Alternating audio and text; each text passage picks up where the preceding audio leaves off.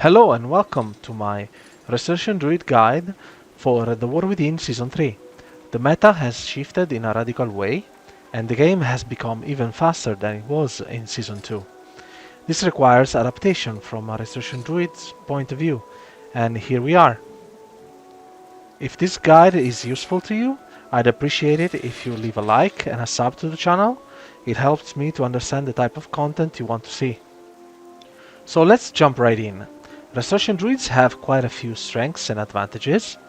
We are very mobile, we immune polymorph effects, we can become tankier at will with a spammable button, which is bear form, we have access to stealth, and we have a spammable casted crowd control, which is Cyclone.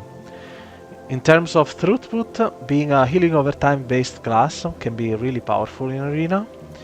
If you are able to read your opponent's intentions, you can pre-hot the target before a crowd control chain on you, and this allows your team to create defensives in some scenarios, or it allows you to grid your own trinket, which is the gladiator's medallion, to get out of crowd control.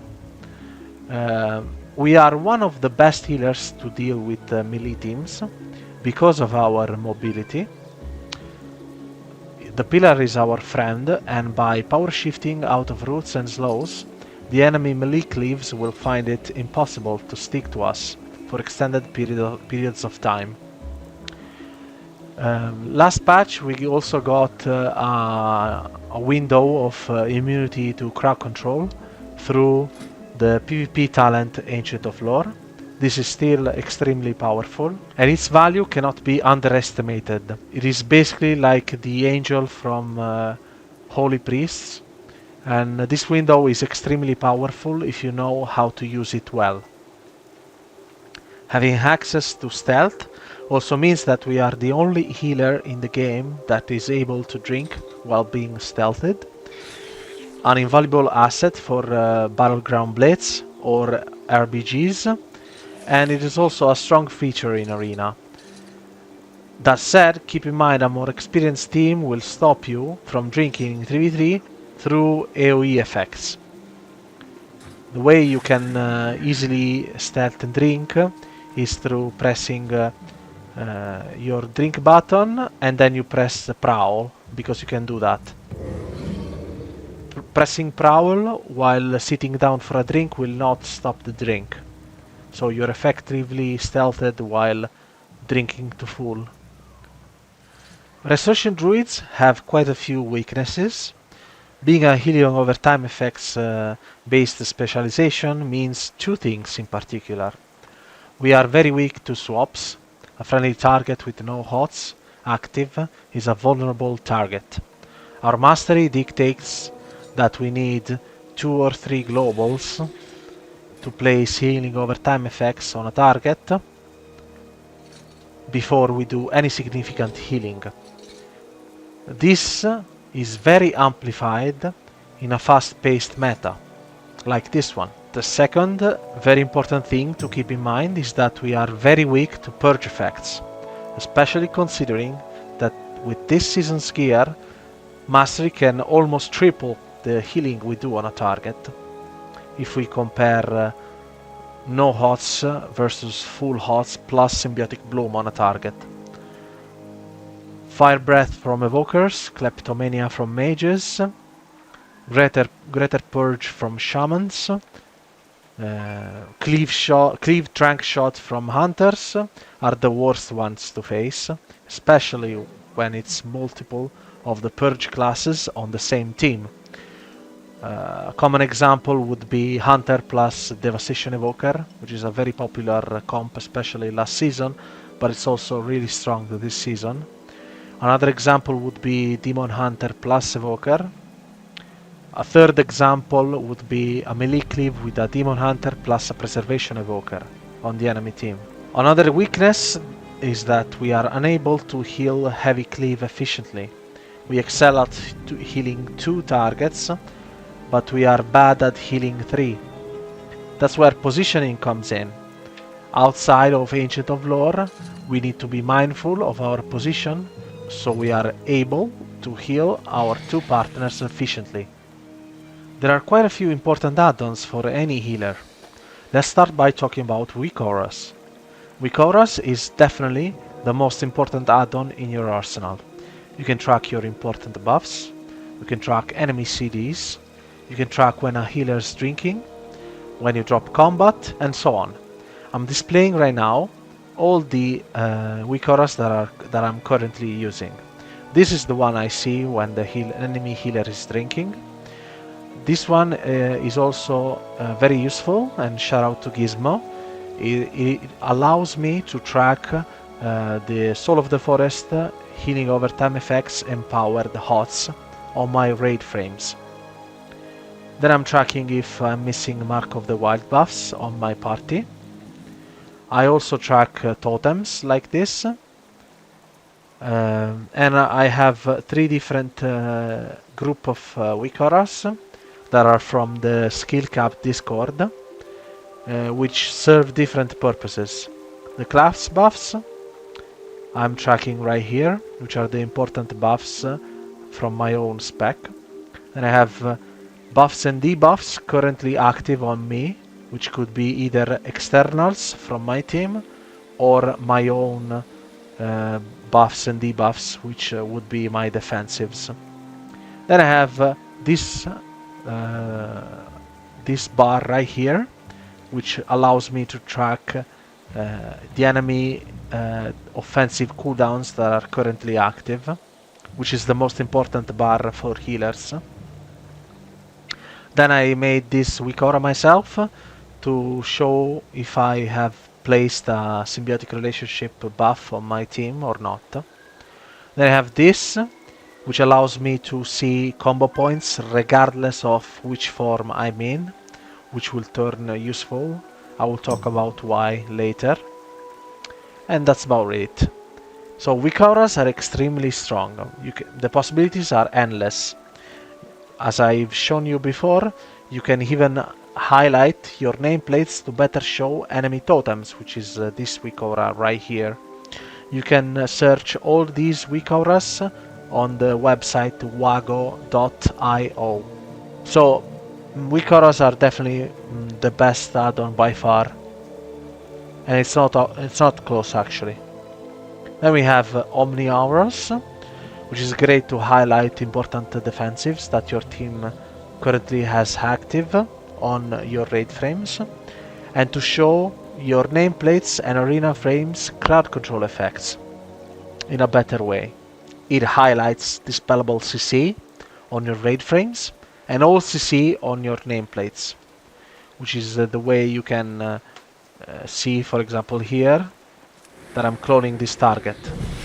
Well, this is done by Omni Auras, and it works with all CC, not just my own. So I can clearly see when my party members, my arena partners, are crowd controlling people, even if I am not using arena frames. Usually I see them on my arena frames, but for Battleground Blades this is especially useful. With customization you could do a lot with it. It depends on which buffs and debuffs you want to highlight. For example, I chose to show dispellable enemy roots with an even bigger icon compared to the other dispellable crowd control on my frames, because I generally play with at least one melee on my team. Then we have 2 very important add-ons from my point of view, which are better blitz frames and better blitz plates. Those add-ons in synergy will help you customize the way you see both your frames, including your arena frames, including your party and raid frames, but also your nameplates. This is how I'm personally using friendly nameplates with a specific color, which is this custom color that I chose to pick up. This way I will not get confused between class colors and enemy class colors. So the enemy frames will highlight the class color of their own particular class, and my friendly nameplates will all be with the same color, so I do not get them mixed up. And then we have the arena frames. The arena frames are extremely important for healers, but any PvPer in general. Personally, I'm using S Arena with these settings. You could also use Gladius, it's completely personal choice. This frame is key to be placed close to the center of your screen in order to better track the cast bars and DRs, so that you know when you need to you could push for clones or when you have to avoid particular casts. Then I have omnibars, which I use to track enemy interrupts, defensives, and crowd control, which you can see that I'm using 3 different bars for it, which are these 3. These are divided by type. This way it is easier to tell the important information at a glance. In the middle I have interrupts. On the bottom center of the screen I have important crowd control effects that I need to look out for. And on the left, close to my arena frames, I have defensives from the enemy team, so I know when we are close to a kill. Then I use diminish, specifically for one thing, which is to track my own diminishing return effects on myself. This is especially useful into any setup based comps, such as RMP or jungle, where the diminishing returns effects on yourself are the most important ones, because this indicates whenever the enemy team is about to do a crowd control chain on you. If you are on diminishing return effect on the stun DR, for example, you can safely push in for clones into an RMP if your team is stable. Whenever you are outside of the stun DR, you need to be careful and you need to try to be more defensive. I use macros for many of my abilities. Let's start by the most important one, the Powershifting plus Stopcast macro all in one, which you can see right here. Please have a comfortable keybind for this macro, as you will use it very often in rated PvP, both in BG Blitz and in Arena. The first part is very straightforward. You can press this keybind to stop your current cast, which I'm displaying right here. So I'm not moving to stop my cast, but instead I'm using this macro. That's better because your opponent can more easily tell that you're trying to fake cast when you're moving. Instead, by standing still, sometimes you can get more fake cast off, which in turn gives you precog effects, which allows you to safely cast Cyclones. The second part is a cancel form macro. The two do not overlap, because the only time you will be casting will be in human form. So if you are using this keybind in cat form or bear form or travel form, it won't be any problem, because regardless of this form, of these forms, you will still be in human once you start casting. What this macro allows you to do is to use the power shift technique, which is the way druids have described this technique for ages. Why use this? By using the normal shapeshifting abilities, you will be able to change forms only once a second, like this. Keep in mind I'm spamming the cast form, the button to change forms, but it's still extremely slow. I'm changing forms once a second. Keep in mind that going in and out of forms clears all movement impairing effects, including slows and including roots.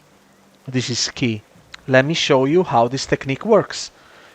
What I'm essentially doing is combining pressing the normal shape-shifting keybinds with pressing the macro in the middle of the GCD.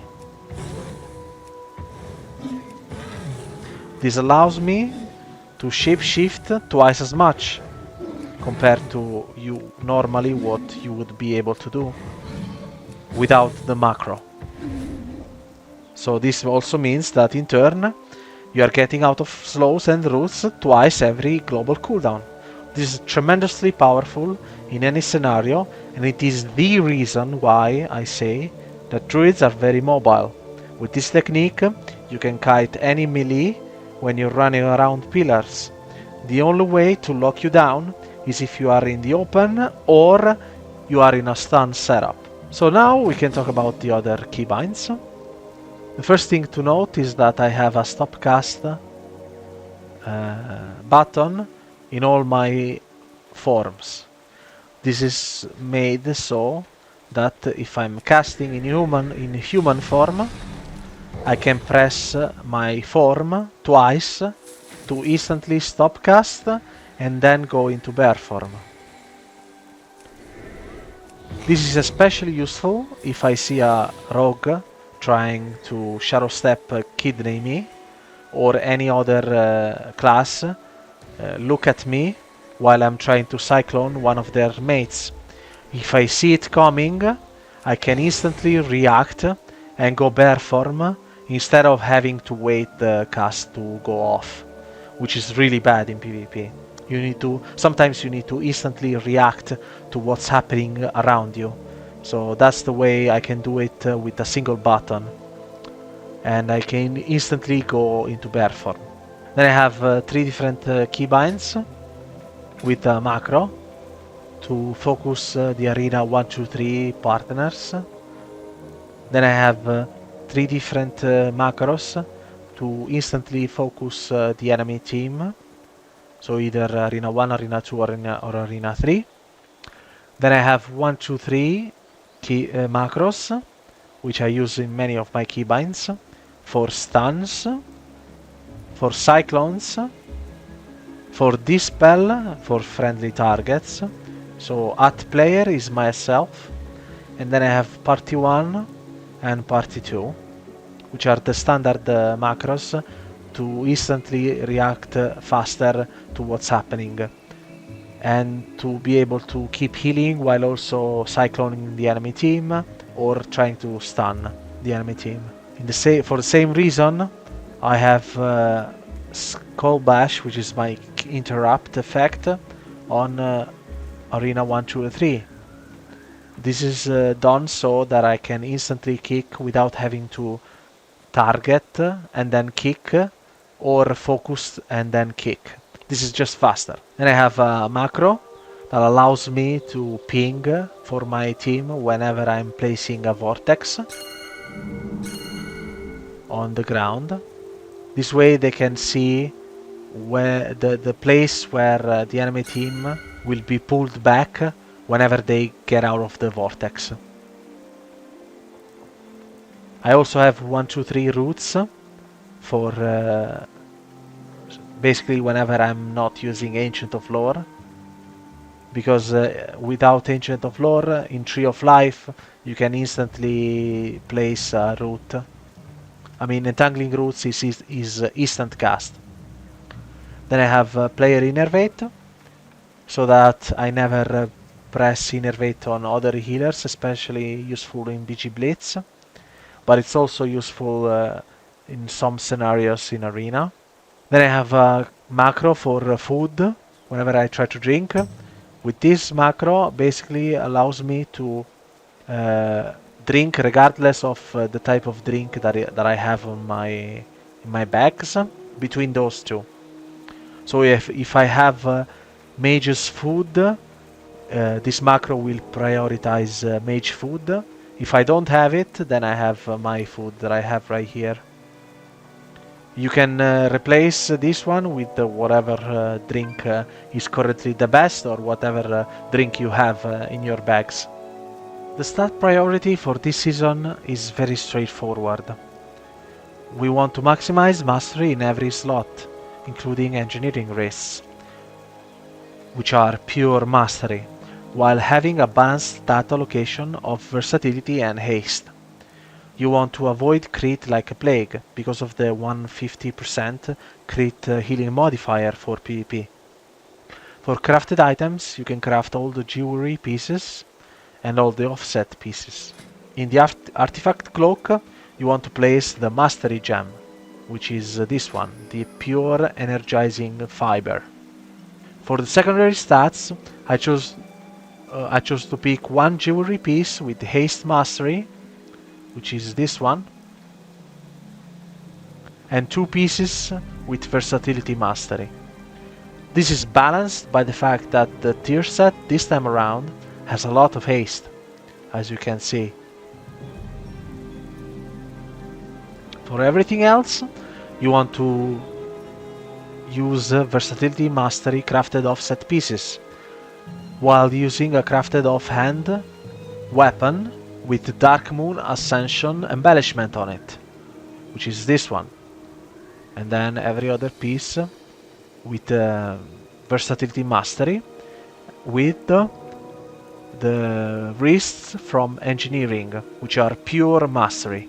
With this weapon embellishment, of course, you will need the equivalent embellishment to double the effect of the Ascendance trait. For the Seasons tier, you want to avoid the legs and use the other 4 slots. The effect of the 4 set is minor, but the stats of those 4 slots are not that bad at all, so it is simply an added bonus to have.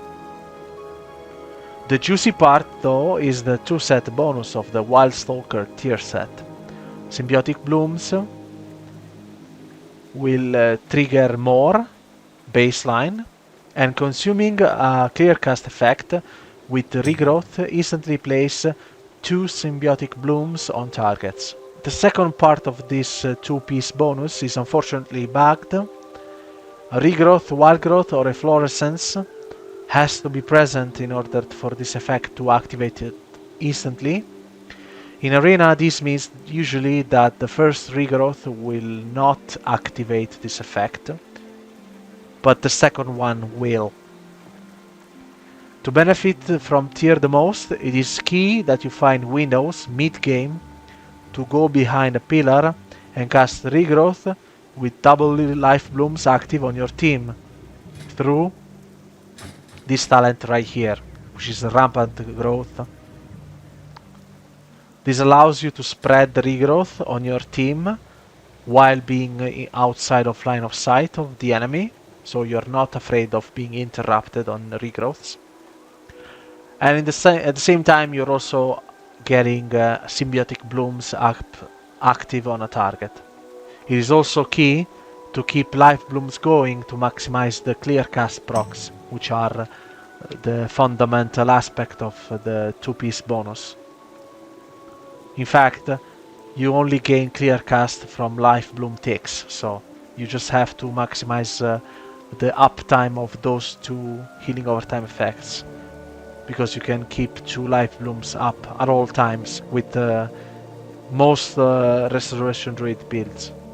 For Enchants, I'd personally recommend Cursed Mastery on rings, Stonebound Artistry on the weapon, which is the Mastery proc, then Intellect and 5% Mana, which is the Council Intellect on my chest piece, and the same for the leg pieces. Then you want Stamina Enchant for the boots, which is Defender's March, which is almost 900 stamina bonus, which in turn helps you scale Frenzied Regen healing. And then you want Leech Enchant on the cloak, which is the chant of Leeching Fangs, and on the wrist. The gems I use are either the Big Mastery plus the small haste effect, such as this one, the Quick Onyx, or the alternative with the Big Mastery effect, so 147 Mastery, plus Versatility. So in terms of races, I'm proud of my prediction from the last guide from Season 2 of High Mountain being good. In tournament play, where you can pick and choose race depending on matchup, it proved to be even stronger compared to using it on the ladder. But I still stand by my previous evaluation. Playing on the ladder, Night Elf is my preferred choice. You can Shadow Meld in many ways to gain an advantage over your opponent. You can Shadow Meld to instantly drop combat and start drinking in stealth, like this. You can use Shadow Meld to avoid CC in two ways. If it's casted CC, by using Shadow Meld you effectively are stopping the cast. For example, if you are on the global cooldown and the mage is casting a polymorph on you, and you know for a fact that you cannot get the Shapeshift in time, you can Shadow Meld and cancel the cast. In the same way for Fear or Cyclones from the enemy team, or Repentance, and so on. But also, if it's instant crowd control, by timing Shadow Meld right, you can technically immune it, while also giving the cooldown to the enemy team. A Trap, Hand of Justice, a Stormbolt, Mortal Coil, a Blind, a Kidney Shot, a Scatter Shot, you name it, you can immune all these spells if you time Shadow Meld right. That said, it is very difficult to do, so it's just an added bonus if you are really good at the game. And finally, with Shadow Meld, you can nullify incoming damage from projectile-based spells with proper timing. The most important cases being a Chaos Bolt while it's in the air, a rapid-fire double-tap combo from a Hunter, a Glacial Spike, a Star Surge, a Lava Burst, and so on. High Mountain, on the other hand, passively reduces all incoming attacks by a flat amount. This is extremely strong into dot-based specs, such as Assassination Rogues, Ferals, Affliction Warlocks, and Shadow Priests. Bull Rush has its uses as well, which is the active ability. This basically launches you forward for 20 yards approximately, and you can direct it anywhere. This is especially useful when your Wild Charge ability is already on cooldown and you're still in trouble.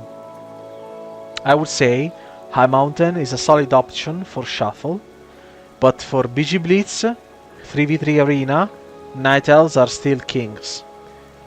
Just for the fact that you can Shadow Meld and drink instantly. Then you have all the other added bonuses that you could use Shadow Meld for that I talked about earlier. And Night Elves are still really good for Shuffle, so you can pick and choose between those two. I think that both of them are really strong options. And if you want to take the best race, then you have to go for Night Elves, in my opinion. So in this section of the guide, I'd like to talk about class talents. In particular, the talents that affect the gameplay in some way. The first one to note is Maim. This is effectively a Kidney Shot effect, which requires you to have 5 combo points up. You can farm combo points in different ways, and we will get to that later in the guide. You just need to know that this ability exists. You need to track it, to track its cooldown, and be able to use it every once in a while. So this is why it's highlighted in my bars. Then you have Star Surge, which is a key ability for any Restoration Druid because of a PvP talent, which is Forest Guardian. Star Surge, every time you press it, increases your healing over time effects, healing by 20%. So that's why I'm also picking Starlight Conduit. So your Star Surge cooldown is effectively 6 seconds. So in a game, you could theoretically get close to a 50% uptime on Forest Guardian by using Star Surge, which will help you in many ways, but the most important thing is that it increases your healing. Then we have Skull Bash, which is in the middle of the tree, and in my opinion it is a must pick for any Restoration Druids. This effect is extremely powerful. It allows you to play aggro as a Restoration Druid, which was unheard of like 2 patches ago. You had to stand back and play 40 yards away from the fight in most matchups, but the ability to interrupt crack control and other important spells allows you to play more aggro and more close to the fight. Then we have a Fluid Form, which is a key ability, which allows you to also use Skull Bash in any Shapeshift and in human form. This is extremely powerful because you could be in the middle of healing, like pressing Rejuves or pressing Swiftman or pressing Regrowth, and then you instantly interrupt the enemy team if it's in range without having to go into cat form and then interrupt. This is extremely powerful. Then we have Wild Charge, which is a key ability on any Restoration Druid, and its main use would be to use it in human form to leap to your teammates out of trouble, or in cat form when you are in stealth to push in for a Rake Stun. These are the two main uses of Wild Charge. Then we have another important class 3 talent that you need to keep in mind, which is Verdant Heart. Verdant Heart basically means that whenever Frenzied Regen or Bark Skin or both are active on yourself, you will take increased healing. This is key because this means that putting healing over time effects on yourself before going bear form and press Frenzied Regen actually maximize your healing throughput on yourself, even when you are in big trouble. We have another key talent, which is Licara's Inspiration. I think that this talent is not that great, even through the rework effect. I still think that the other options on the tree are more useful, including Innervate and Symbiotic Relationship, including 15% movement speed, and so on. The magic damage is a joke, really, because that you could compare this magic damage to the 25% magic damage that is right to the left of this horrifying talent. And then we have Heart of the Wild. Heart of the Wild, 2 patches ago, sadly got nerfed in PvP. The cast time of Cyclones is only reduced by 15% during it, so it's not 30%. So I think the other talents are more useful in the long run, mainly because it's a 5-minute cooldown, so effectively you are using this button once a minute. I mean once per game. Then we have Symbiotic Relationship. This is the type of button that you want to use it only in the starting room, because it's a 60-minute buff. You should only use it before the gates open to grant this benefit, and it's passive healing. That's all you need to know. The best targets are Warlocks or Retribution Paladins or heavy self-healing classes. You could even place it on an enhancement shaman. Another key talent that you need to pick up only when you are getting trained by an enemy team. So if you know that a comp relies on killing you, you want to drop some of these talents, which could be Symbiotic Relationship or Feline Swiftness, and pick up Pure Sign Vigor. So your Sign Vigor is really powerful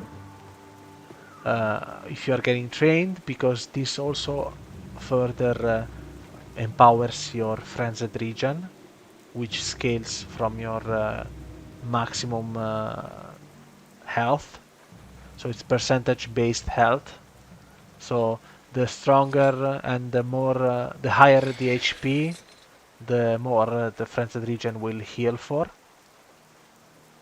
And this is especially useful if you time it right by pre-bear forming a stun setup. One other thing that you could do is to drop Symbiotic Relationship to pick up perfectly honed instincts in rare cases where you are the kill target. A clear example would be Windwalker Death Knight.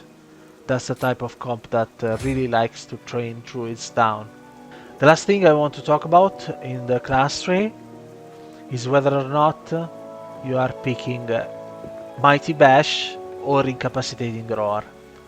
This all comes down to which type of comp you are playing with.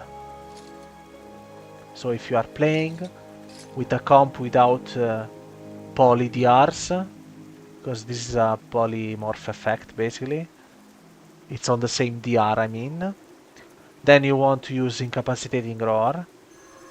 Otherwise, if you are playing with a Retribution Paladin, or you're playing with a Shaman, or you're playing with a Mage, you want to play with Mighty Bash, so you have extra stun effects in your arsenal.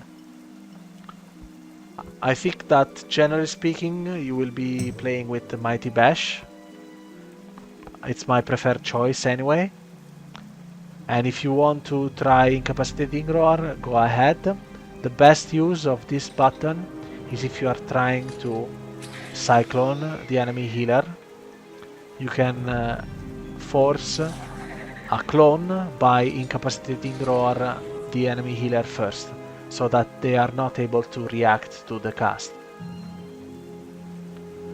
You need to be careful with the Incapacitating Roar, because if the enemy target has damage over time effects active, then this effect can instantly break, and it's completely useless.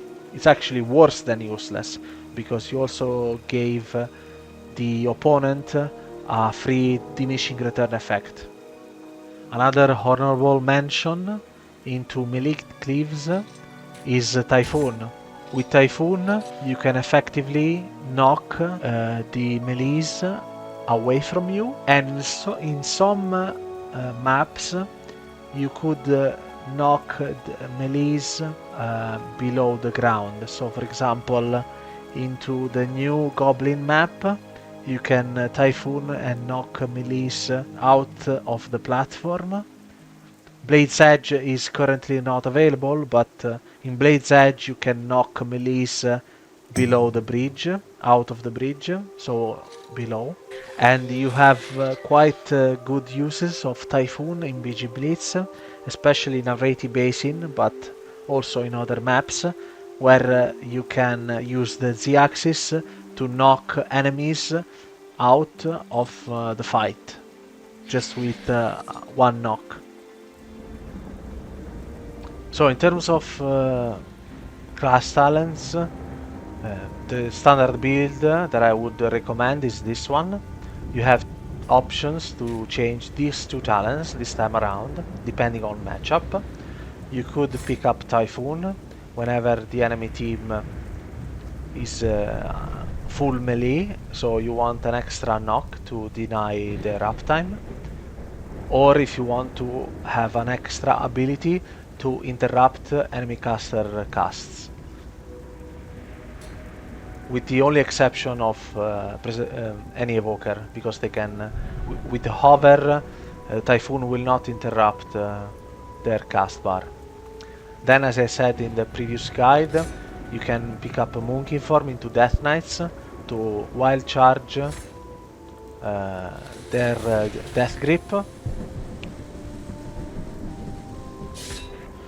And the reason why you can do that is because whenever you are gripped in, you can wild charge out of the Death Knight Death Grip because this wild charge in monkey form acts as a disengage effect. So immediately when you're getting death grip, your character will look at the Death Knight. So by wild charging, you are effectively removing the death grip completely. So you either pick defensive talents, or you can go for Typhoon and Monkey Form. With the things that we talked about, I don't think main is ever something that you want to drop, because it's basically a kidney shot, and you can gain combo points while being in caster form. So I don't think there is a scenario where you want to drop this. The extra thing that you could do if your team is really struggling to connect, playing with a melee team, is you could pick up Improved Stampeding Roar. You could pick this up, and since you are already here, you could also pick Heart of the Wild. The reason why this is strong is because you're basically carrying your team movement speed buff every 60 seconds, which is exactly the type of thing you want with a melee cleave. You want to be able to support your team to help them connect, and it is especially useful with Death Knights and Warriors, or both. And if you're here, you might as well pick up Heart of the Wild. But the best use for Heart of the Wild this patch is not to use it for balance, so in order to fast cast clones.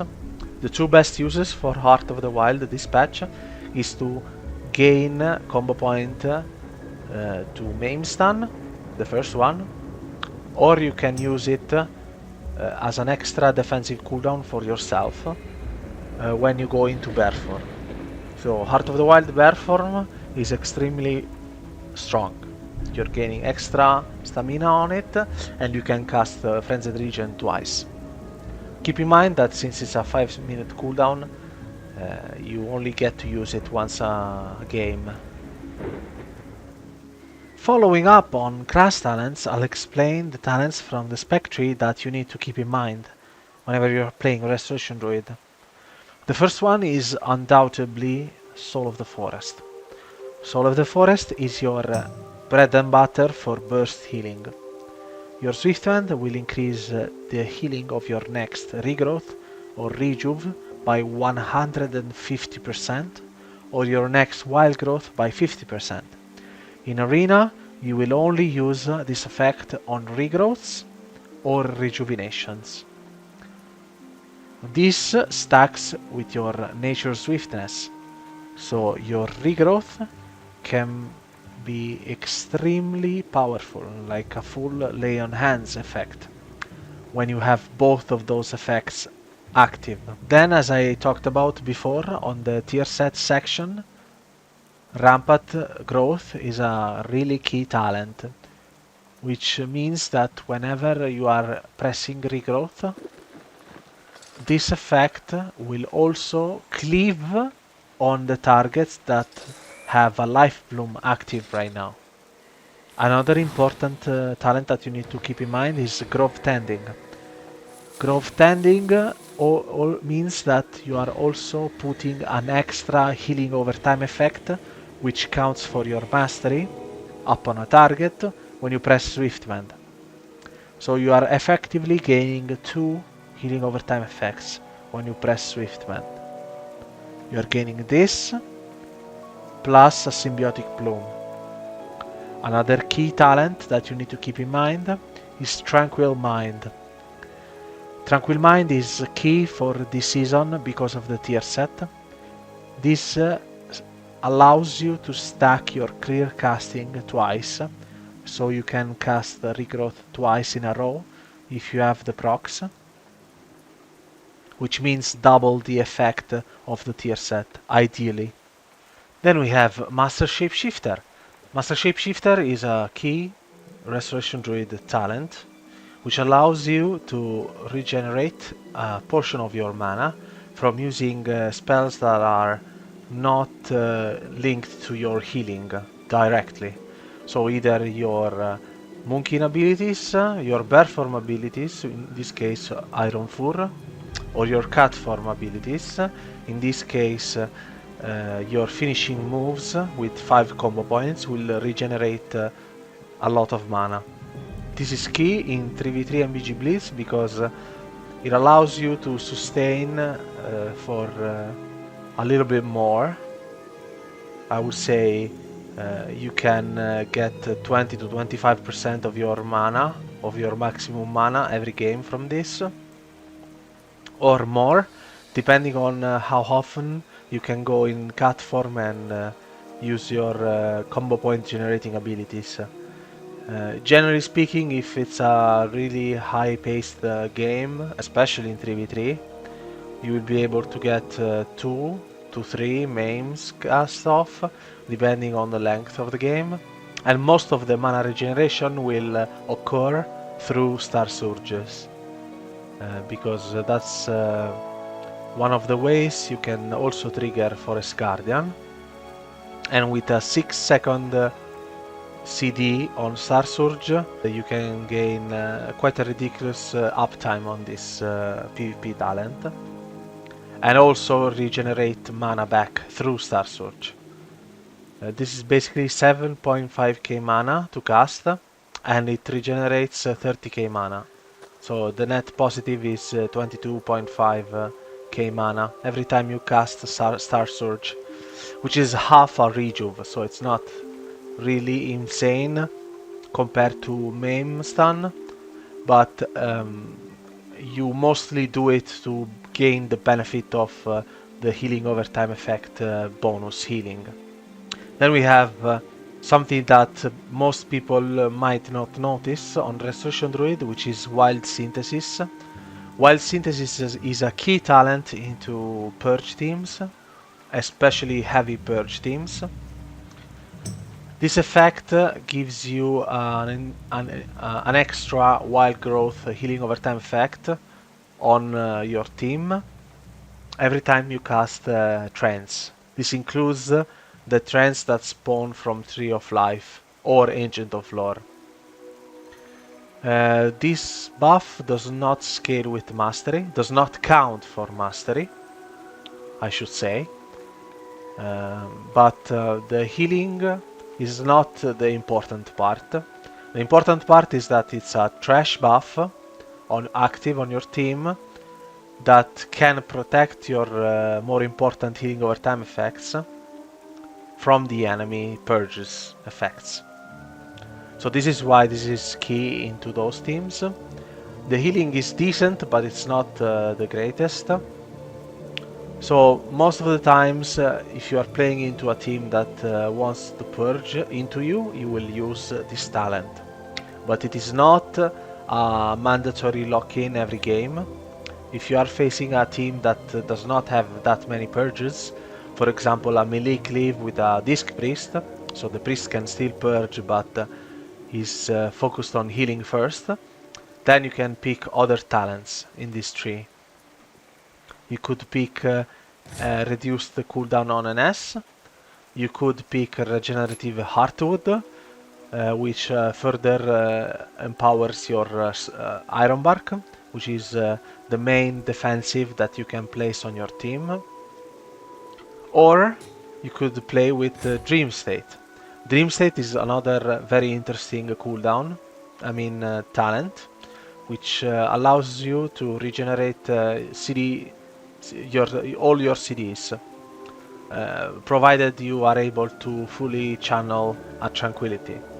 So in most games you cannot do this in 3v3 because enemy teams will eventually go behind the pillar that you are in and interrupt your Tranquility.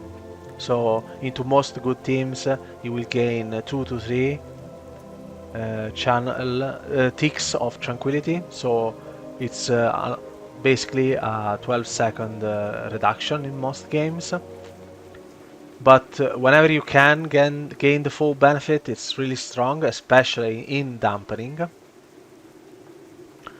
But all that said, if you are facing a heavy purge team, Wild Synthesis is mandatory. So this is one of the few occasions where you have a very strong pick, and whenever this is not needed, you can pick and choose other talents that are also very useful. Then we have Renewing Surge. This is a very strong effect if you know what it does. This basically means that whenever you are using a Swiftman on a target with low HP, you are gaining a CDR effect on your Swiftman, which is the most important part of your rotation. Swiftman is the only way you trigger Soul of the Forest, which is your burst healing. Resurrection Druid's burst healing comes from Soul of the Forest, Rejuves, or NS regrowths, which are Nature Swiftness regrowths. Then we have Scenarios Guidance, which is a talent that gives us cooldown reduction on our Ancient of Lore. It's 2.5 seconds off every Trent we summon in PvP.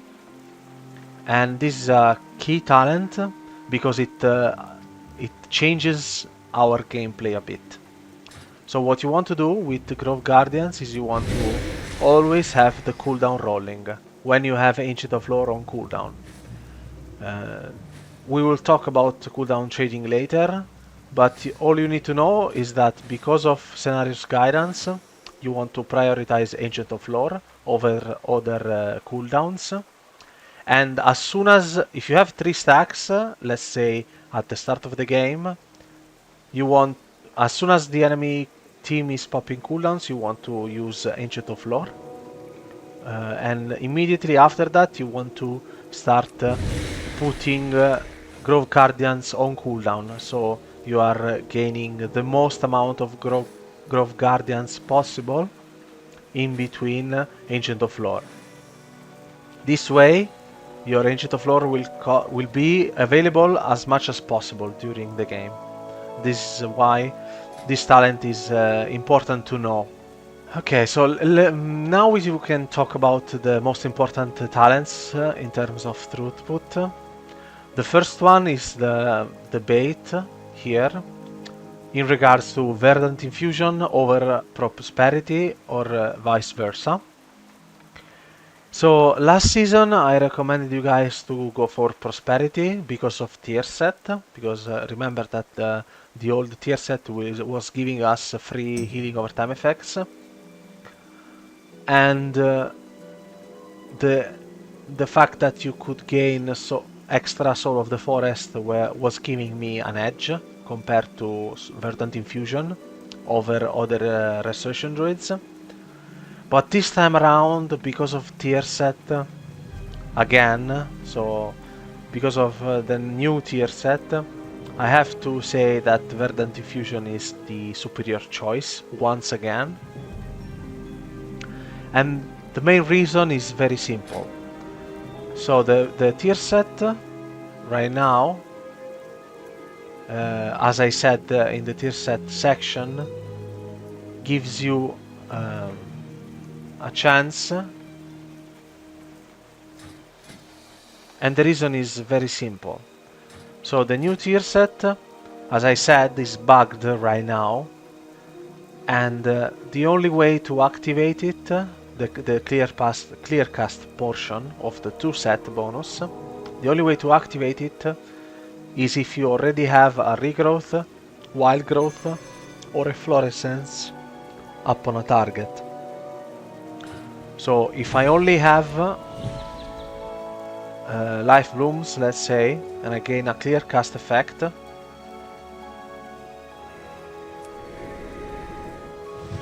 it does not give me symbiotic blooms. It just doesn't. And now, with the symbiotic blooms, with regrowth being present, I gain symbiotic blooms from the tier set. So, what this means is that Prosperity is essentially a dead talent until they fix this, because Swiftman will consume regrowth if it's present on a target. So you have negative synergy with your tier set by using Prosperity. So this is why it's a dead talent until they fix this. And since it's been multiple months of the season being live and they haven't fixed it yet, I assume that this bug will last the entirety of the patch. So Verdant Infusion is the go-to. So another key talent from our tree that empowers our throughput is Thriving Vegetation. Thriving Vegetation is basically a 30% buff on our rejuve, and it's even stronger than that because it's instant healing. So this scales our rejuves. It makes it so rejuves are one of the stronger heals that we have on our arsenal.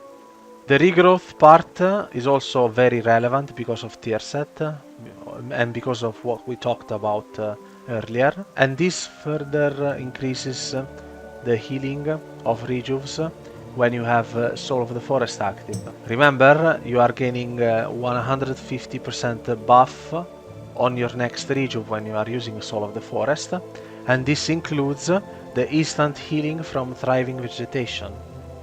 In an usual game, if I press it on a rejuve, I'm usually healing for 40% of my teammates' HP if I have other healing over time effects active on the target. So it's very significant healing. And we have Harmonious Blooming, which is a key talent, because this means that Life Bloom is first and foremost in our rotation. So the targets in our team that are taking heavy damage should always have a Life Bloom active on them. And this is especially true because of Undergrowth. So with Undergrowth we have 2 Life Blooms available at us at all times. So the targets that are taking damage should always have Life Bloom on them in 3v3. And the only exception would be if you're getting triple cleaved, but if that happens it means that you need to change your positioning so that the enemy team does not have a chance to get a triple cleave going. So keep in mind that with Harmonious Blooming, before you burst heal, the first button should always be Life Bloom, because this is effectively giving your ally or yourself a 90% healing increase with this season's gear. So it's like it's 28% if I'm not in PvP with full gear, but this scales up to 35% of bonus healing, each healing over time effect. So it's extremely bad if you are not prioritizing Life Bloom and other healing over time effects before you burst heal. We'll get to that in the appropriate section of the guide, of course. So until last season I was always playing Photosynthesis because it's the most consistent talent. It gives you further healing, and it was just always a good choice. The problem with this talent is that Life Bloom currently is not doing that much healing.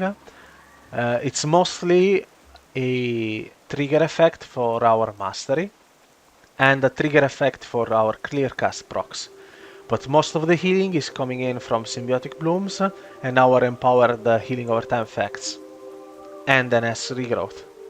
So with all that said, Flourish is my recommended choice for this season's key talent selection.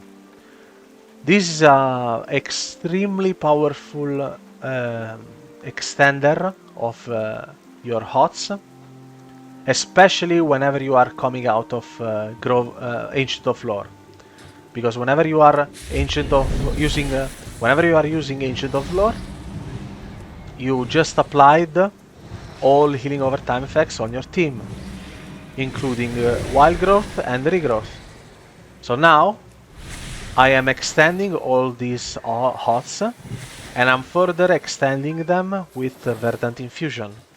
So I am gaining a massive healing buff especially useful during the burst cooldown of the enemy, which is also whenever you are supposed to use Ancient of Lore.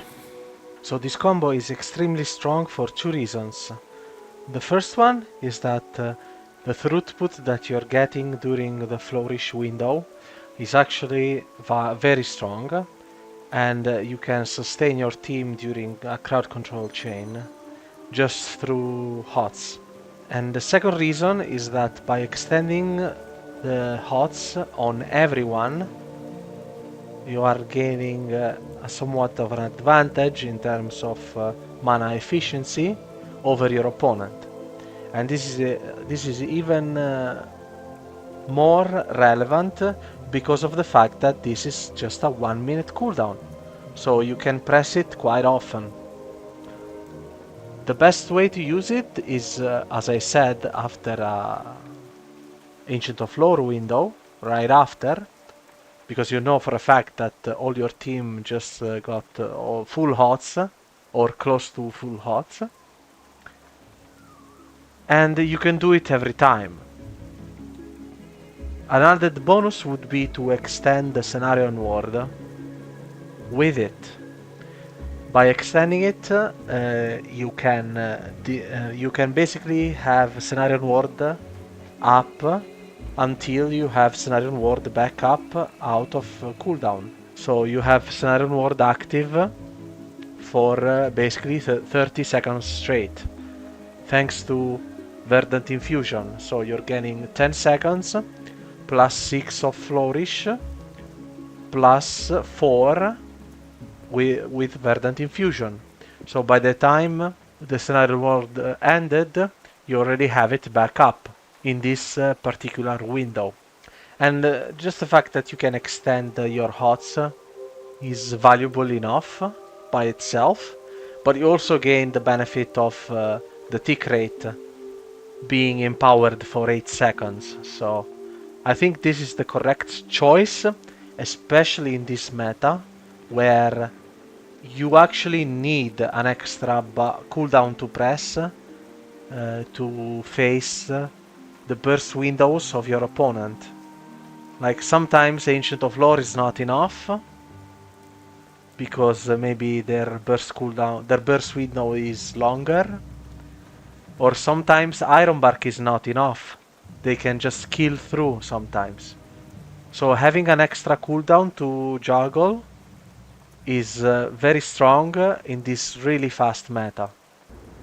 So if you want my regular 3v3 build, this is what I would recommend into teams that heavily purge.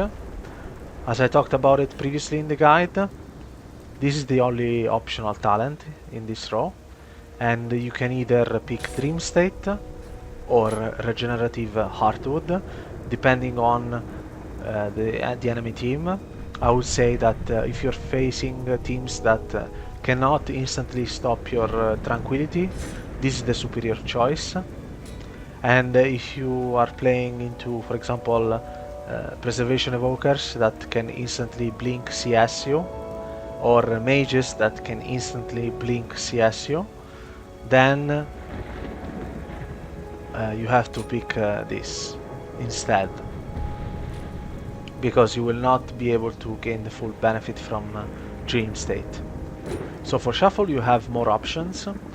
I would say that while Synthesis is still something that you need to pick up into Purge teams in Shuffle, but in most matchups I would say that Dream State is more valuable in Shuffle, because of the fact that being able to reduce your cooldowns by 20 seconds is a stronger thing in deep dampening, and you will see deep dampening very early into the rounds in Shuffle.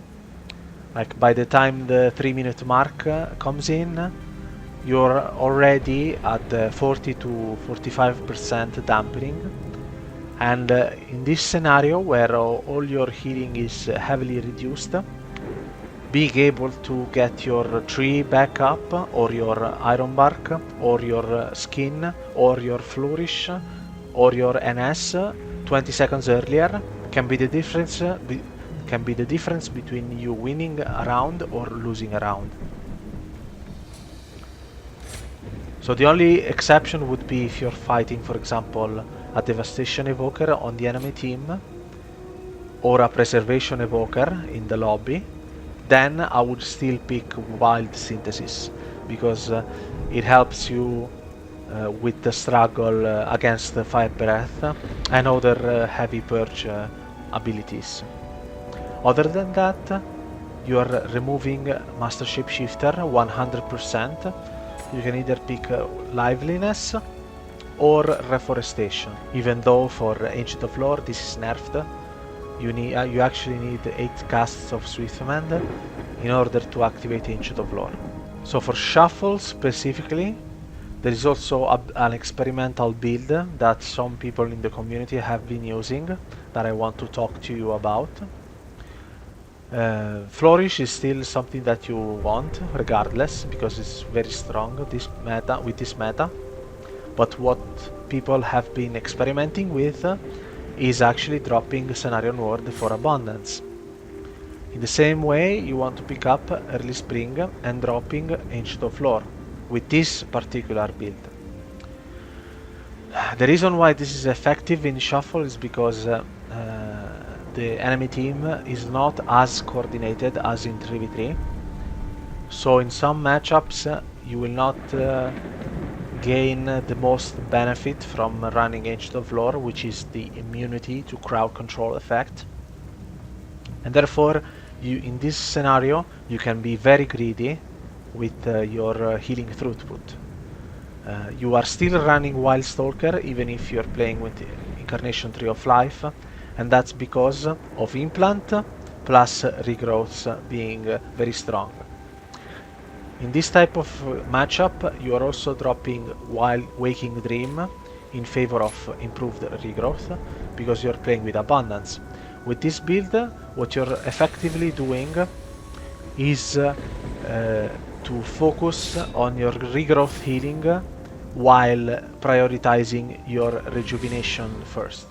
The reason why this works in Shuffle is because the mana consumption part of using Tree of Life over Ancient of Lore does not concern you that much. Innervate is more than enough to get you to the end of each round, so you are more freely able to use Tree of Life over Ancient of Lore. Also, in Shuffle, the enemy team is usually less coordinated for CC on you, so you are able to grid and play with Tree of Life more compared to a 3v3, where Ancient of Lore immunity to CC will actually help you quite a lot. So how does this spec work? In this spec, you're still supposed to keep Life Blooms and Rejubes.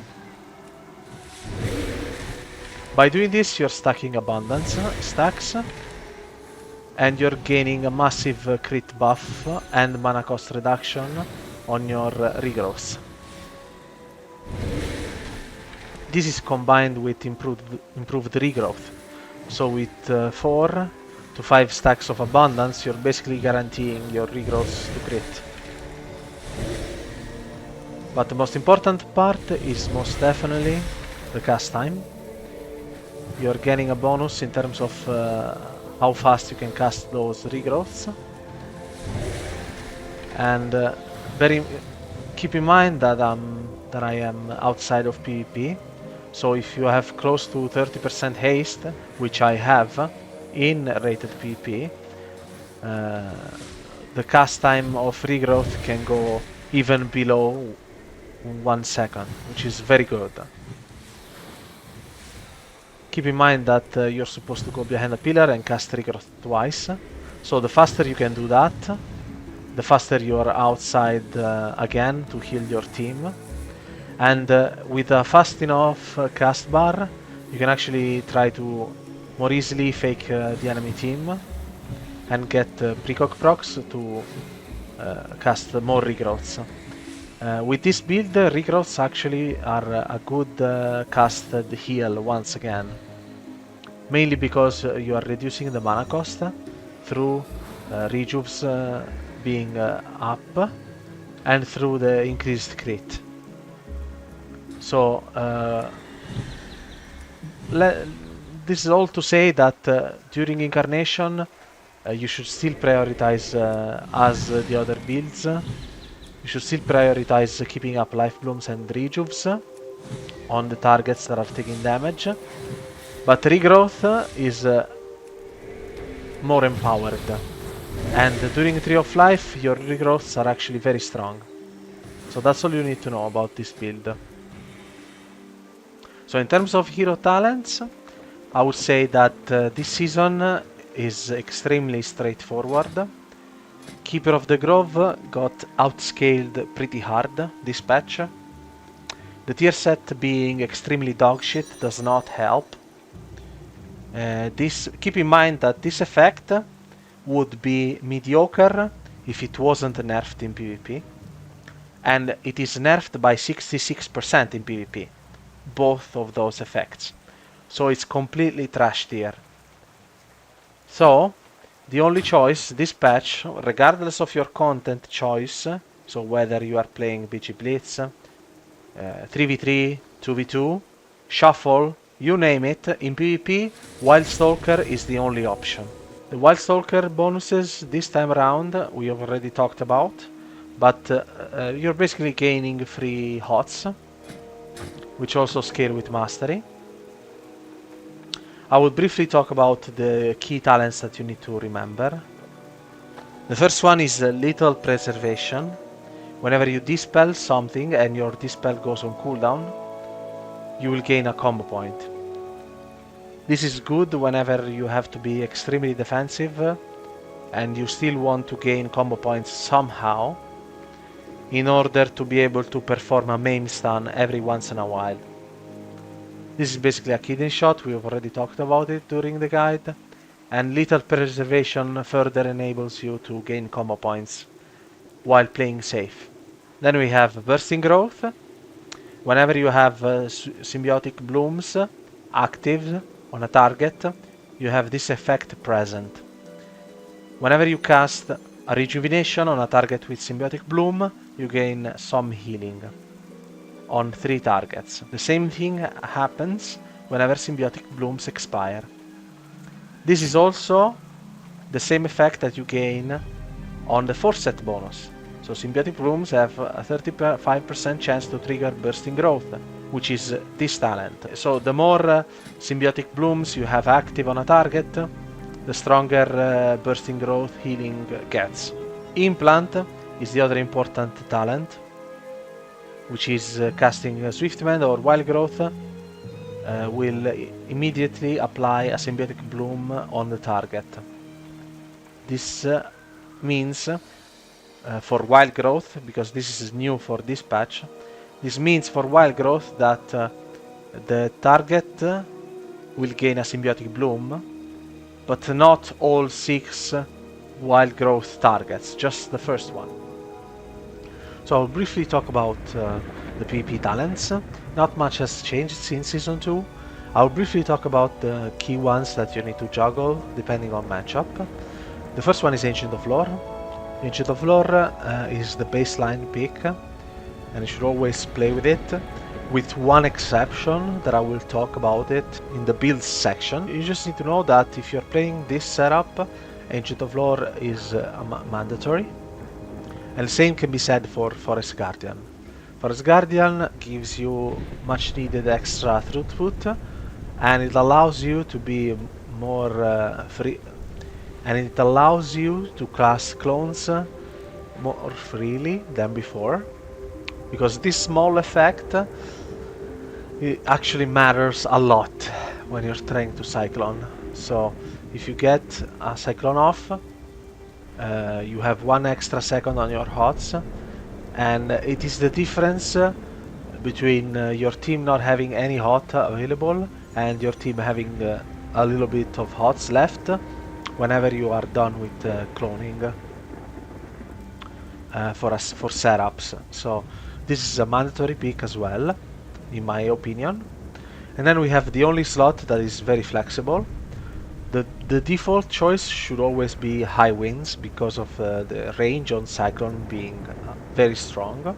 And then you could flex with Disentanglement if you're playing with a melee cleave that is struggling to connect to their target because of slows. You can place a fluorescence down, and while your team is within the fluorescence, you're basically giving them freedom every time a fluorescence ticks. So this effect is not negligible.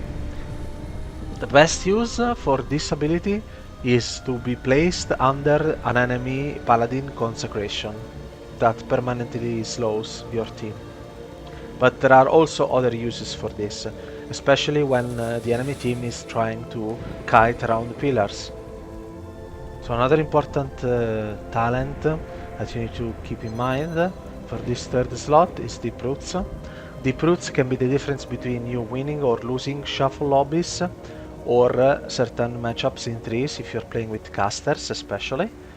And the reason for that is that it allows your casters to kite well, and you can effectively reduce the amount of uptime the enemy melees have on your team. This is especially powerful if you're playing with an Affliction Warlock or a Shadow Priest, or both, because you are protecting your roots with extra dots, so Unstable Affliction or Vampiric Touch. So the enemy healer will suffer significant drawbacks by dispelling your roots. And it is especially useful for those classes because of the fact that they suffer from melee uptime, both of them. One other reason why this is strong is that casting Entangling Roots does not place you in combat. So if you're spam rooting for 4 to 5 seconds, you will eventually drop combat, if nobody's touching you, of course. So a popular strat is to cast roots while your team is kiting around. By doing that for 5 seconds approximately, you can gain stealth. This allows you to do two things. The first one is to drink after you're spam rooting the enemy team, and the second one would be to gain stealth to go in and stun your opponent with rake stun plus maim. Keep in mind that this PP talent also affects mass entanglement. Another PP talent that you need to be aware of, other than high winds, is early spring. I would say that in shuffle there is a build that you could pick up that uses early spring, but for normal 3v3 play I would advise against this early spring talent, and for 2v2 as well, because you will have mana problems. Wild Growth costs 90k mana, so you will go home very fast if you're spamming Wild Growth in 3v3.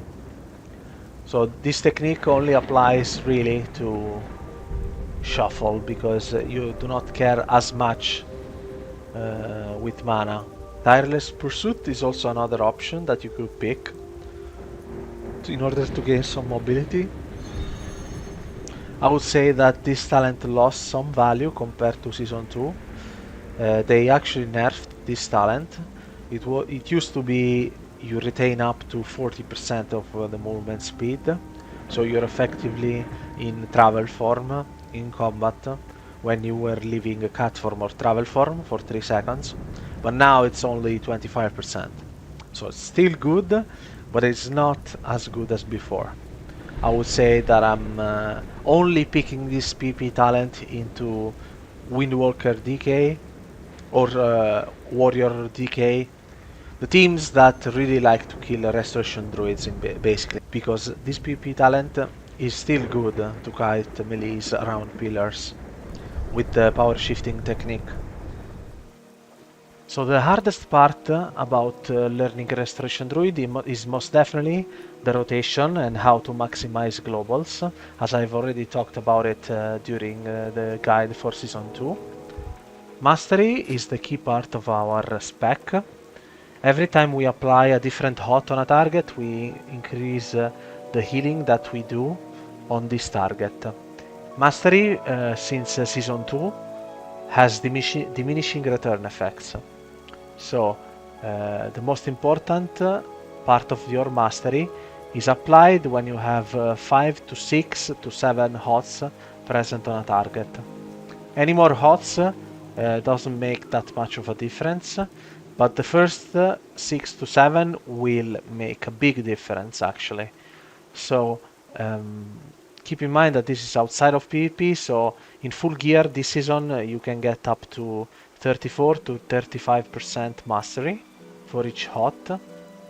So basically it means that you are forced to press healing over time effects on targets before you do any significant healing. So your burst healing that comes from Soul of the Forest empower the HOTS, so either regrowths through NS or through rejuves, will not do that much healing if the target does not have any healing over time effects present. So this is the rotation that you're supposed to do during in the middle of the game. You want to press Scenario Word, you want to empower and extend all your HOTS, and then with Soul of the Forest you want to extend a rejuve most of the time. You want to use Scenario Word, Swiftman and Enchants on the target that is taking the heavy damage. If currently the damage is not coming in with burst, then you can be happy with keeping up rejuves and life bloom while casting regrowth behind pillars, so you avoid being kicked, to proc the tier set. Notice I am casting regrowth on myself because the life blooms are up on my teammates. So that way I am spreading regrowths on 3 targets, and at the same time I'm proccing the tier set. So when the first set of cooldowns come in, you want to use Ancient of Lore. In this form you're supposed to use the 2 buttons that the form is granting you, which is Mass Blooming and Blossom Burst. This is massive healing that is free of charge, you're not using any mana. In the same way as I've talked about it in the class section, in the talent section, you're supposed to press your trends at least once in order to gain the benefit from Scenario's guidance the most. So you're getting the cooldown reduction on your Ancient of Lore. The way you want to use Grove Guardians is by always have 2 stacks left when the damage is not insane, and you want to use the other 2 stacks, so you want to go deep into the cooldown when the damage is spiking and it's coming in really strong. So you want to treat trends as if it's another healing over time effect with a cooldown. You're not pressing Scenario Word on a target that is taking no damage. In the same way, you don't want to press trends deep into it, so like I'm doing right now, unless the target is taking a lot of damage. Notice that by using so many trends, my Ancient of Lore is back out of cooldown already. Now, how to use Flourish. Flourish is basically something that you need to press when you are outside of Ancient of Lore. So you use Ancient of Lore to refresh HOTS on the whole team. And once you are outside of this form, you want to Scenario Word and then Flourish. And then you can use the Swiftman to further extend your Scenario Word and all your HOTS. One extra thing that you need to remember when you are trying to maximize the healing output is if you are getting trained and you want to use Frenzied Regen to heal, you don't want to press Frenzied Regen unless you have more than 3 healing over time effects up on yourself. So if you're getting trained and you're taking heavy damage, your priority is still to put healing over time effects on yourself. Once you have done that, then you go Bear Form and you press Frenzied Regen. Notice that my Frenzied Regen is ticking for 4.2 million HP. That's a lot. That's a lot for considering my HP outside of PvP is 12 million. So in PvP is 20 million. So Frenzy Regen is way stronger in rated PvP when you get the bump of item level up. Because stamina is the stat that scales the hardest in terms of pure numbers. So now, with no HOTS present, the same button, which is Frenzy Regen, is ticking for 1.7 million, which is less than half. So the mastery almost triples my healing outside of PvP. But keep in mind, again, that with full gear, within instance PvP content, my mastery is actually 34.5%. So it scales even more. That's all I'm trying to say. So your main focus, if you're learning Restoration Druid, is to keep HOTS up before you burst heal. So whenever the gates open in any arena match, you want to life bloom your partners, you want to regrowth yourself, regardless if you got a clear cast proc or not. So every single target got a regrowth, and then go stealth. The reason why you want to do this every game is because stealth is actually a very strong feature of Restoration Druid, and so in any matchup you want to abuse the fact that you can go stealth in the opener. And by doing this, you're also guaranteeing the fact that you could, theoretically, come out of stealth with NS regrowth. I mean NS Ancient of Lore. That way, you guarantee that you are always preventing the first set of burst cooldowns from the enemy through your Tree of Life, through your Ancient of Lore. This only counts whenever the enemy team pops their cooldowns at the start of the game. If the enemy team is very wise or very good, they might hold their cooldowns from the opener. In that case, you want to get out of stealth and start hotting your team without pressing your Ancient of Lore, which should be used whenever the enemy team is popping cooldowns. So precisely because Restoration Druid main focus is on keeping HOTS up on your whole team, I would advise you to pick good keybinds for targeting your team, including yourself. And especially they have to be comfortable binds, because during a game it's not unusual that I am swapping my target very often, like once a second or even more than once a second. So personally, what I did to adapt, and in order not to get a carpal tunnel, I keybound my targeting keybinds to my scroll wheel of my mouse. So scroll up is target myself, click of the scroll wheel is target party 1 of my arena frames, and scroll down is target party 2.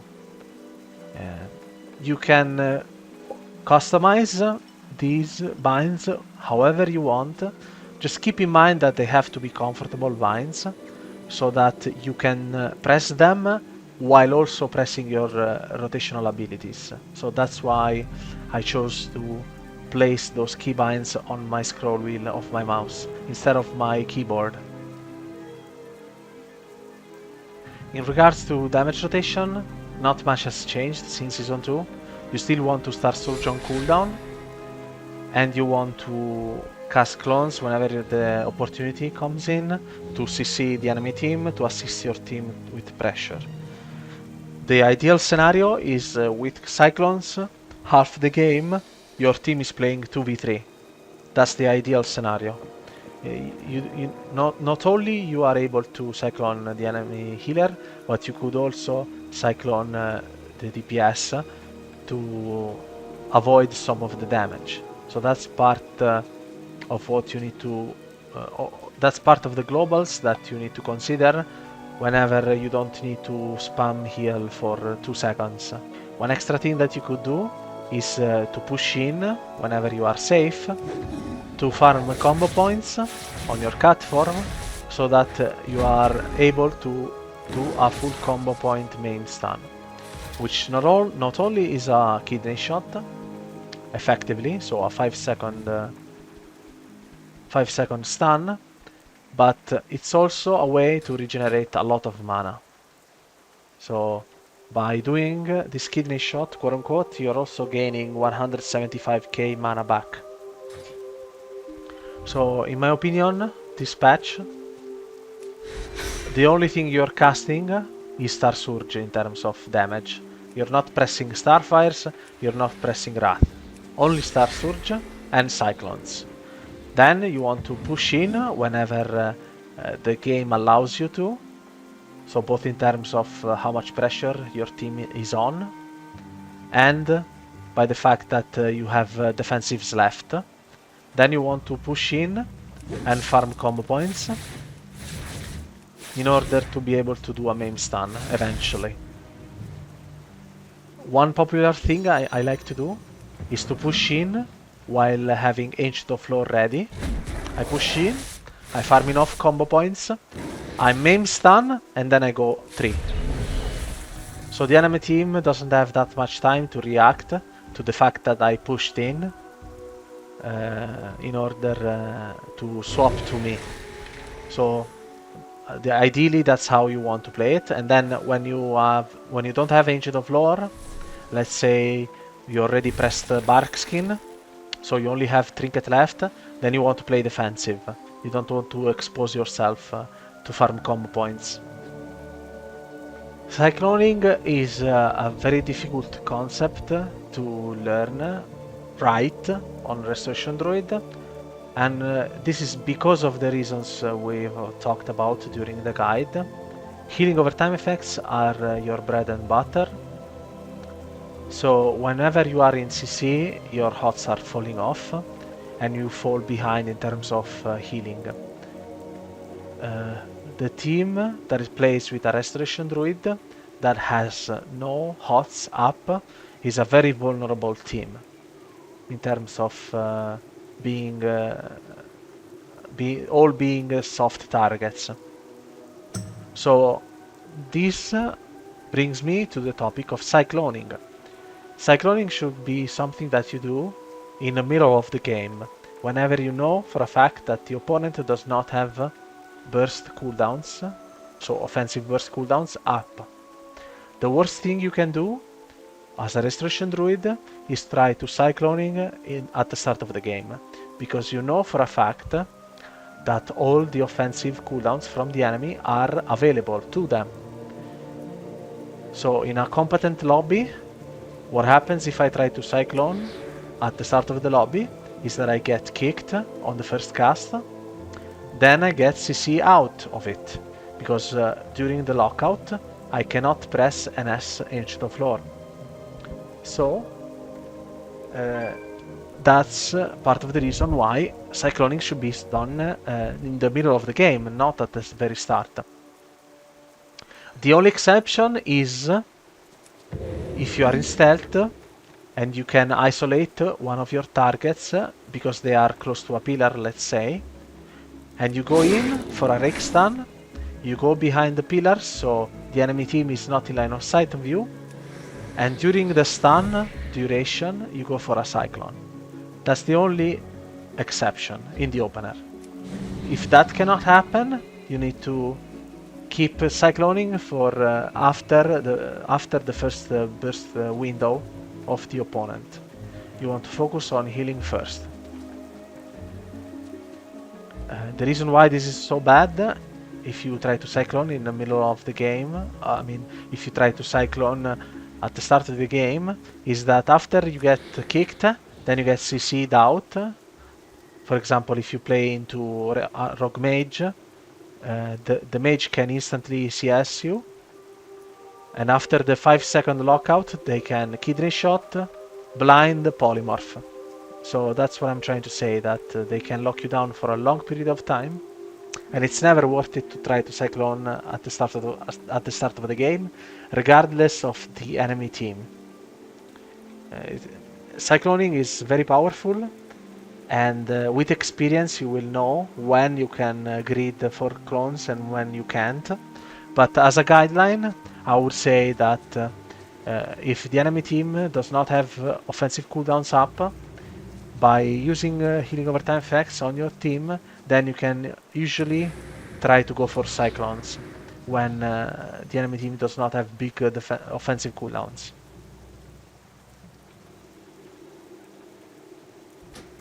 So in terms of cooldown trading, I've already said some things, but I'll keep it brief.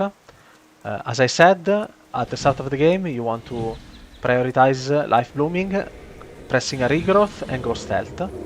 As soon as the first set of cooldowns from the enemy comes in, so copies from Windwalker, Avatar, Combustion, Vendetta, you name it, you want to either Rake Stun out of stealth and then press Ancient of Lore as soon as I come out of cooldown.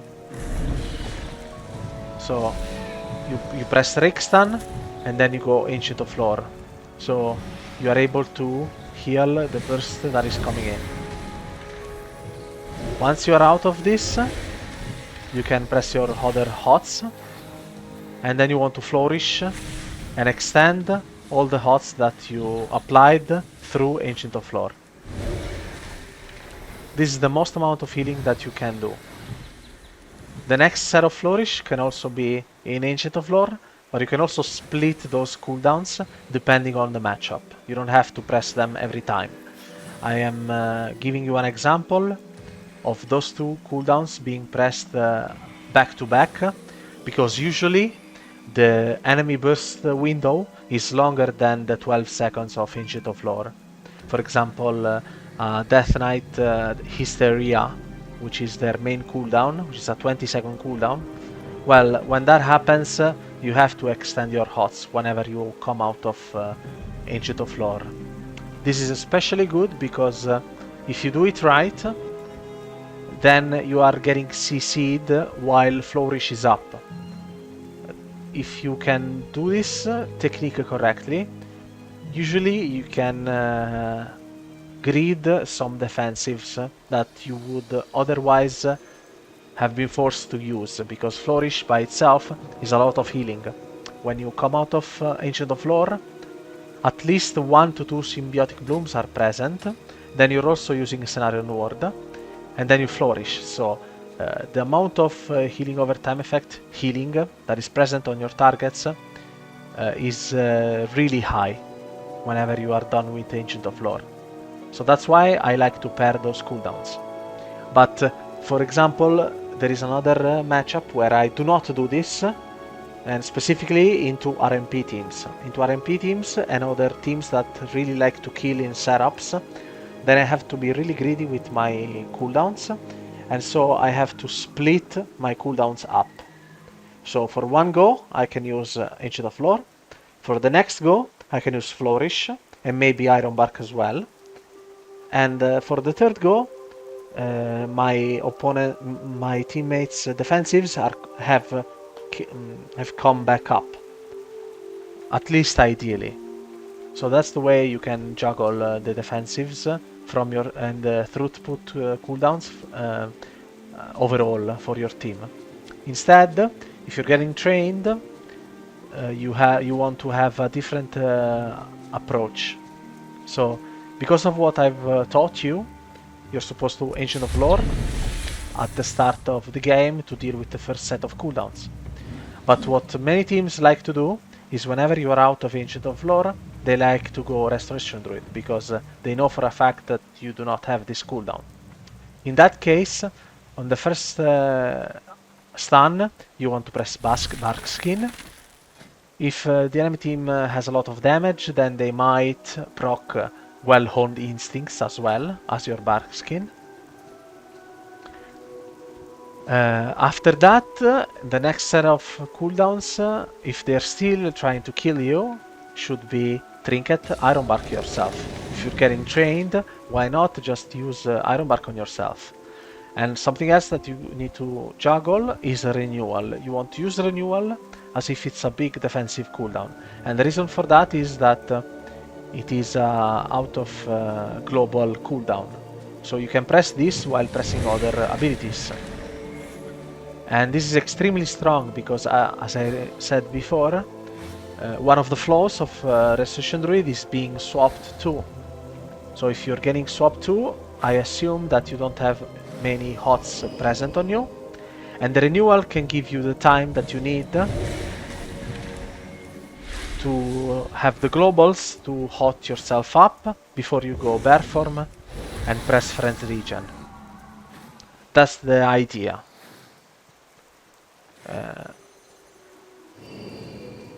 After that, on the third go, you should have Barkskin back up and Ancient of Lore. One other thing that you need to keep in mind whenever you are getting trained is your mobility.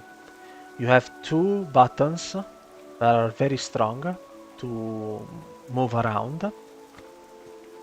The strongest one is Stampeding Roar, and I'll get to why later. And the second one is Dash.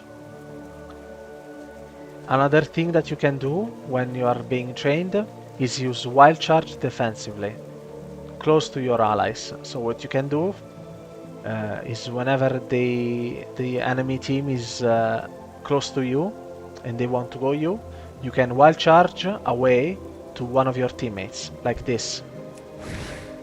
And then you want to keep kiting around pillars.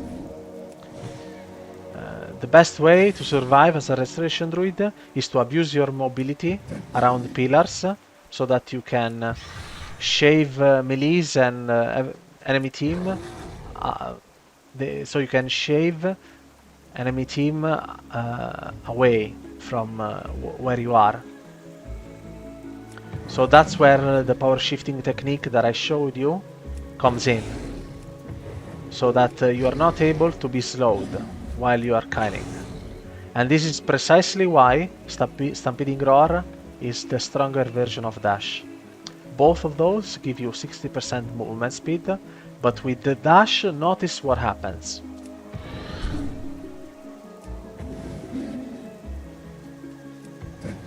So if I try to power shift,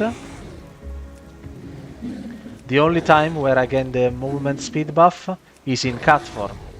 Instead, with Stampede, I always have this movement speed buff.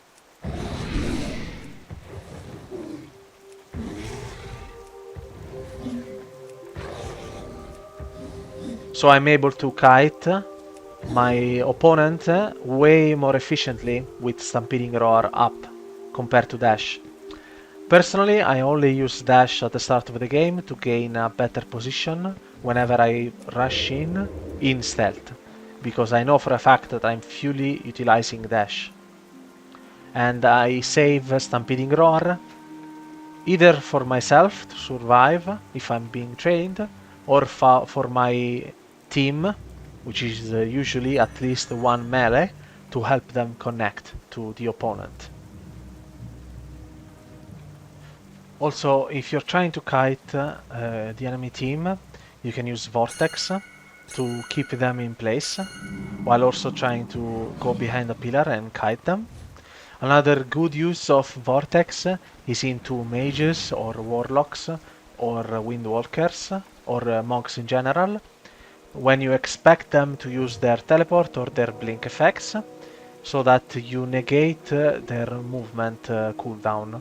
By using Vortex, they will be placed back where at the center of the Vortex, provided you placed the Vortex where they were a second ago. Tranquility is a very powerful heal, and it should be used behind a pillar or within a precognition proc. Keep in mind that the mastery still is affects tranquility as well. So before you go behind a pillar and try to tranquility, you still want to prioritize healing overtime effects on your team, sadly. And then whenever those healing overtime effects are up, then you can go behind a pillar and do a full trank. This is especially strong if you're using a Dream State during a shuffle match. For example, during a shuffle match, you might find yourself in deep dampening with no cooldowns left. So you have used Aged of Lore, you have used Flourish, you have used Ironbark and Skin. You have everything on cooldown except Tranquility. With Dream State, you get the most value ever by going behind a pillar and casting Tranquility. You're gaining all the cooldowns back up, just in time before your team dies from dampening. Usually that happens around 30 to 35 to 40% dampening. That's when usually you don't have many cooldowns left, and that's the perfect time in Shuffle to go behind a pillar and Tranquility with Dream State. But generally speaking, Tranquility is a good cooldown to have by itself. You just need to find the window to go behind the pillar and fully trank it, while also your team has HOTS on them, especially Life Bloom, because of Harmonious Blooming. So managing mana on Restoration Druid is quite straightforward if you have learned what the basic rotation is. The first concept to learn is the Clearcast talent. So your healing over time effect from Life Bloom, so both of your Life Blooms with this build, has a 5% chance to cause clear casting, so your next regrowth costs no mana. By doing this, you are effectively gaining free heals. The only downside of this is that you need to cast. So that's why it's very good if you can go behind a pillar and cast regrowths, is because you know for a fact that you can avoid being kicked. Other than that, every hot has a mana cost attached to it. The first one is Life Bloom, which is 40k. Rejuves are 52k and a half. Regrowth is the most expensive one, which is also gives you an idea of how beneficial clear casting is. So it's 70k mana. And you have Zwifted, which is very cheap, it's 35. And then you have Cenarian Ward, which is 46. Trends also have a mana cost attached to them, but they are pretty cheap as well themselves. And then there are quite a few things that you need to keep in mind in order to manage your mana bar. The first thing, as I've already talked about it, is Ancient of Lore. During Ancient of Lore, Blossom Burst and Mass Blooming cost no mana, so you want to use this cooldown as much as possible during the game to extend your mana bar. And the same can be said about Innervate. Of course, you don't want to press those together. You want to first use Ancient of Lore with one stack of Grove Guardian, so the cooldown gets rolling. And then outside of Ancient of Lore, you want to use Innervate on the go right after your Ancient of Lore expires. So other than that, and the Clearcast proc, you have Forest Guardian paired with Master Shapeshifter. I will not go over Master Shapeshifter again, because we've already talked about it during the class and spec section of the guide. All you need to know is that these abilities give you mana back, the most important ones being Star Surge and Cut Form finishing moves, especially Maim Stun. So that's the way you can get your mana back as much as possible without having to drink. But you can also go for drinks in 3v3 and in BG Blitz. And Druids happens to be the only healer in the game that can drink while being in stealth. So regardless of which race you picked, if you drop combat, you can sit down for a drink and go stealth by pressing by pressing Prowl. This is very good, especially if you play with Spellcleaves in 3v3. And in BG Blitz, obviously, this is a very strong thing, especially if you're defending for a short window. So you're taking a breather close to a flag, let's say, or a capture point in any map, and then you can drink back to full mana while that happens. The only thing left to mention is that Star Surge has the double deep effect through Master Shapeshifter and Forest Guardian. So every time you press Star Surge, you're gaining mana back, and you are empowering every single hot that is active right now on your team. And this is a very powerful effect if you consider the fact that Flourish has close to the same effect in terms of how much it increases the healing tick rate of your hots. So if you have both active, you are gaining 45% healing over time effect bonus healing, basically. Of course, Flourish is way better because of the fact that you are also extending every single hot available by 6 seconds. But you need to keep in mind that Star Surge is something that you want to maximize its cooldown, because you're both gaining mana back, so in terms of mana efficiency, you're just regaining mana, but also because of the fact that you are increasing all the healing that you're doing while this effect of Forest Guardian is up. So positioning for Restoration Druid is key, mainly because of the fact that we are very mobile, so our class is balanced around this very thing. What you will find yourself during most of your rated games is that the enemy team is at least doing some swaps to you, because of our weakness to swaps in terms of hots. As I said before, we do not heal 3 players that well in terms of healer for arena. So one popular thing is to do swaps on Druid to force defensive cooldowns and then force a kill either on ourselves or on our teammates. So that's where positioning comes in, because if you are really good at placing your own character, you make it really hard to the enemy team to execute this tactic on us. So let's start by the basics. You want to be, generally speaking, at least 20 yards from the fight. 20 to 25 yards is the perfect window, because by being this far from the fight, you are also able to threaten Cyclones on the enemy team. In some matchups, you want to be even more defensive. And it is especially true if you are playing with a spell cleave on your team. So what I like to do whenever I play with double wizard teams, which could be Mage Lock, it could be Warlock Shadow Priest, it could be Hunter plus Warlock, and so on.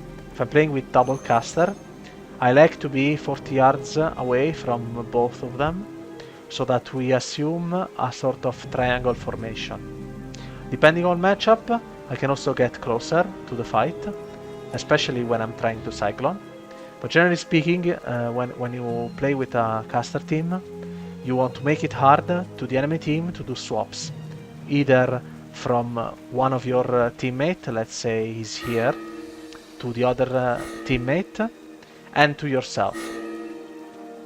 So by being far away from each other, you are slowing the swaps down, so you are effectively preventing one of your weaknesses, just with positioning.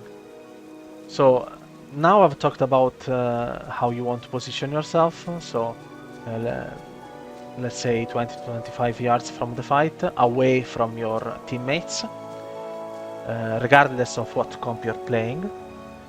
And the worst scenario that can happen is if you are stacked with your team and you get caught in a stun setup while your team is close. This is the worst scenario for Restoration Druids, because you will find yourself that you are not able to keep HOTS up on all 3 members, including yourself, of your arena team. And it is extremely easy for the opponent to do triple cleave and to do swaps depending on what defensives are currently active. This is especially true into Death Knights teams, in which you cannot avoid being death gripped into the fight, and you will feel the difference whenever you face a good Death Knight when they do a triple cleave setup while death gripping you inside. When that happens, you will understand what I mean. So when that happens, you really need to put a focus on getting out of the fight. You should prioritizing getting out of the fight even ahead of placing HOTS on your team, because as long as you are here,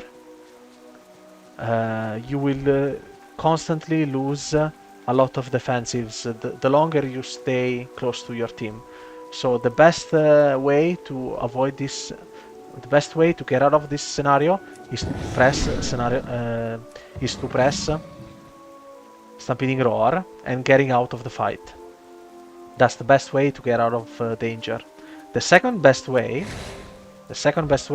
is through Wild Charge. Remember, if your team is stacked, you cannot Wild Charge to your friendly mates because it will not help.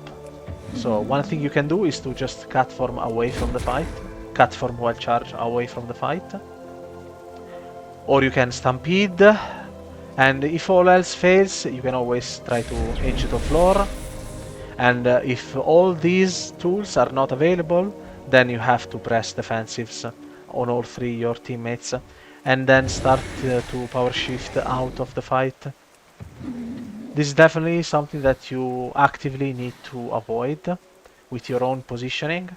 And if you're really good, the only time when this will happen is whenever you are facing a Death Knight and they grip you within the fight. That's the only time when this scenario should occur. In terms of comps, I would like to just start with a disclaimer. This is always subject to change because of meta evolving and because of how the patches change the way we interact with other classes. I would say that at the time of this recording, Void Weaver were announced to be nerfed. So in 2 days the meta will shift once again. I would say in general for comps for Restoration Druid, regardless of which healer is meta right now, you should always try to look for a melee plus one ranged type of setup. And this is the type of setup that works the best because the fact that you are gaining a Mortar Strike on your team, and with the fact that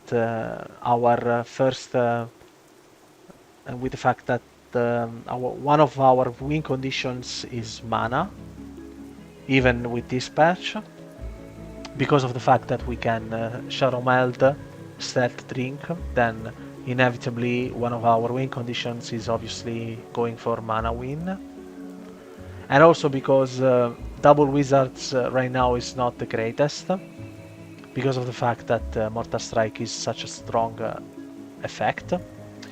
The only exception would be playing with a hunter, because that counts as a caster team, let's say, because it provides a Mortar Strike, and because it's a really strong class overall right now. So both BM, Survival, and Marksmanship, they're all really strong. They just require different teams. So I would say that one of the things that you could do, unless you're playing like something like Destro plus Shadow Priest, if you're playing with a Hunter, then you want to pair it with Retribution Paladin, or you want to pair it with Death Knight, so Beast Mastery plus Unholy Death Knight, or you can pair Marksmanship Hunter with a Destruction Warlock, which is my pick for this season. So playing with both Marksmanship and a Destruction Warlock will allow you to be a stun bot for your team, because most of the time you are healing a singular target. You can abuse this triangle formation that I've just talked about in the positioning section, because you're playing with a double caster, so marksmanship plus destro.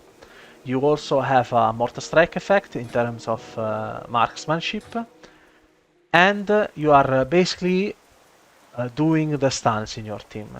You have access to Rake, you will be playing Mighty Bash in that comp, and you have main stun.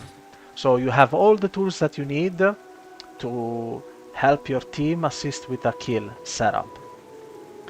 And by default, this comp is really strong right now. It is currently being played with Void Weaver, but I think that with this Void Weaver nerf, there are possibilities, new possibilities are being opened, and I think that this will be one of the stronger Restoration Druid comps that you have. So you can play with any combination of hunter teams plus another caster or another melee. One other example would be playing with a survival plus elemental shaman. This is a very popular comp right now that is being played to counter mages on the ladder, because both survival and elemental counter mages comps, generally speaking. And it is also true in this patch. And you could also play with demon hunter teams paired with either a survival, and you could also play with a demon hunter paired with a retribution paladin. That's always a solid option. Both of those classes are powerful right now, and you are trying to overwhelm your team with damage, and you can also win in setups with that comp through Cyclones plus Repentance on the enemy healer. So that's another solid option. You could also play with Demon Hunter plus Elemental Shaman. That's another popular comp that is currently being played to the highest level. Even we saw this comp even in AWC. And the main way you win as Elemental Demon Hunter Restoration Druid is through overwhelming your team, the enemy team, with damage. So just with raw pressure, that's how you win with that comp. I would say out of all the comps, the more promising one for the next patch onwards, unless they nerf it, and it is my personal favorite of the patch, is Marksmanship plus Destro Warlock. So thank you very much for watching. I'd appreciate it if you leave a like and a sub to the channel if you enjoyed this guide. The Restoration Druids, with this upcoming balance tuning of next reset with the Void Weaver nerf, are in a better position compared to the patch that is currently live, because of the fact that our class was not able to heal triple DPS teams, which were effectively triple DPS teams. So I am confident that we are in a better position from this reset onwards, from this upcoming reset onwards, and I think that we can actually do quite well if the meta slows down just a little bit. And I think that just by the fact that Void Weavers are getting nerfed, we might see a little bit of a slower meta, and we will be able to fit it right in with the comps that I've talked about in the previous section. So regardless of which goals you have for this season, I wish you all the best of luck, and I hope to see you around on my channel. Watch around for content that is coming in for the new expansion Midnight that is coming in 2 to 3 months. I will definitely do a guide for Preservation Evoker and for Restoration Druid. So thank you very much for watching, and goodbye.